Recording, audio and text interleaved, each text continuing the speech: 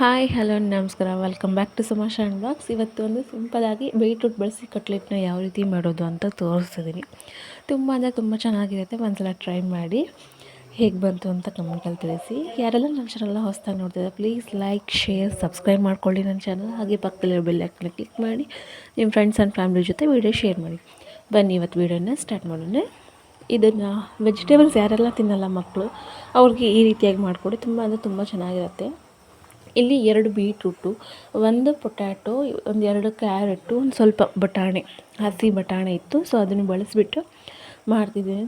ತುಂಬ ಚೆನ್ನಾಗಿರುತ್ತೆ. ತುಂಬ ಬೆನಿಫಿಟ್ಸ್ ಇದು. ಕ್ಯಾರೆಟ್ ಒಳ್ಳೆಯದು, ಬೀಟ್ರೂಟ್ ಒಳ್ಳೆಯದಲ್ವಾ. ಸೊ ಹಾಗಾಗಿ ಮಕ್ಕಳು ತಿಂತಿರಲ್ಲ ಕೆಲವೊಬ್ಬರು ಮನೇಲಿ.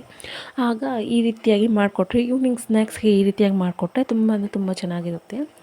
ಈಗ ತೋರಿಸಿದ ವೆಜ್ಜಸ್ ಅದನ್ನೆಲ್ಲ ಒಂದು 15 ನಿಮಿಷ ಬಾಯ್ಲ್ ಮಾಡ್ಕೋಬೇಕು.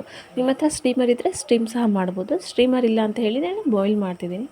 ನೋಡಿ ಈ ರೀತಿಯಾಗಿ ನಿಮ್ಗೆ ಗೊತ್ತಾಗ್ಬಿಡ್ತದೆ ಸಾಫ್ಟ್ ಆಗಿದೆಯೋ ಇಲ್ವೋ ಅಂತ ಹೇಳಿ. ಆವಾಗ ನಂತರ ಅದನ್ನು ತೊಗೊಂಡ್ಬಿಟ್ಟು ಈ ಥರ ಸ್ಮ್ಯಾಶರಲ್ಲಿ ಇದನ್ನು ಸ್ಮ್ಯಾಶ್ ಮಾಡಿ ಎತ್ತಿಟ್ಕೋಬೇಕು. ನೋಡಿ ಈ ರೀತಿಯಾಗಿ ಚೆನ್ನಾಗಿ ಸ್ಮ್ಯಾಶ್ ಮಾಡಿ ಎತ್ತಿಟ್ಕೋಬೇಕು. ಸ್ಮ್ಯಾಶ್ ಮಾಡಿ ಎತ್ತಿಟ್ಕೊಂಡು ಇದಕ್ಕೆ 1 ಕಪ್ಪು ಅಕ್ಕಿ ಹಿಟ್ಟನ್ನ ಬಳಸಿ ಮಾಡ್ತಿದ್ದೀನಿ.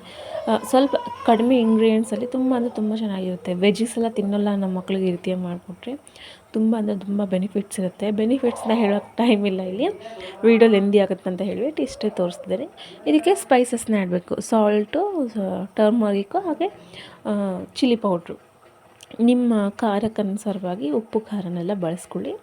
ಇವಾಗ 1 ಕಪ್ಪಷ್ಟು ಅಕ್ಕಿ ಹಿಟ್ಟನ್ನ ಸೇರಿಸ್ತಿದ್ದೀನಿ. ಇದನ್ನು ಚೆನ್ನಾಗಿ ಮಿದ್ಕೋಬೇಕು. ಅಕ್ಕಿ ಹಿಟ್ಟನ್ನ ಸೇರಿಸಿದ ನಂತರ ಒಂದು ಸಾಫ್ಟ್ ಡೋ ರೆಡಿ ಮಾಡ್ಕೋಬೇಕು. ಇದಕ್ಕೆ ಸ್ವಲ್ಪ ಅಕ್ಕಿ ಹಿಟ್ಟು ಸರಿಯಾಗಿ ಹೊಂದ್ತಾ ಇಲ್ಲ ಅಂದರೆ ಚೂರು ನೀರು ಬಳಸಿ ಅಥವಾ ನಾದ್ಕೋಬೋದು. ಹಿಟ್ಟು ರೆಡಿ ಆದ ನಂತರ ನೋಡಿ ಈ ರೀತಿ ರೆಡಿ ಆದ ನಂತರ ಕೈಗೆ ಸ್ವಲ್ಪ ಎಣ್ಣೆ ಹಚ್ಕೊಂಡು ನಿಮಗೆ ಯಾವ ಶೇಪ್ ಬೇಕೋ ಆ ಶೇಪಲ್ಲಿ ಶೇಪ್ ಕೊಟ್ಕೊಂಡ್ರೆ ಆಗೋಯ್ತು. ನಾನಿಲ್ಲಿ ನಾರ್ಮಲಾಗಿ ರೌಂಡ್ ಶೇಪ್ನ ಕೊಡ್ತಿದ್ದೀನಿ. ನೋಡಿ ಈ ರೀತಿಯಾಗಿ ಸಣ್ಣ ಉಂಡೆಗಳನ್ನ ತೊಗೊಂಡ್ಬಿಟ್ಟು ಈ ಕಡೆ ಕೈ ಮೇಲೆ ಈ ರೀತಿಯಾಗಿ ತಟ್ಕೊಂಡ್ರೆ ಆಗೋಯ್ತು.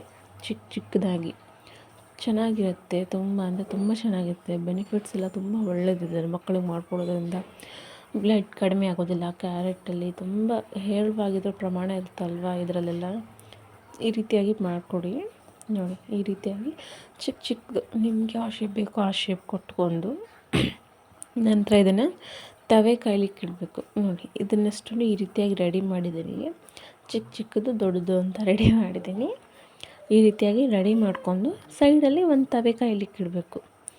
ಬನ್ನಿ ತವೆ ಕಾಯಿಸಿಟ್ಟು ಸ್ವಲ್ಪ ಅದ್ರ ಮೇಲೆ ಎಣ್ಣೆ ಹಾಕಬೇಕು.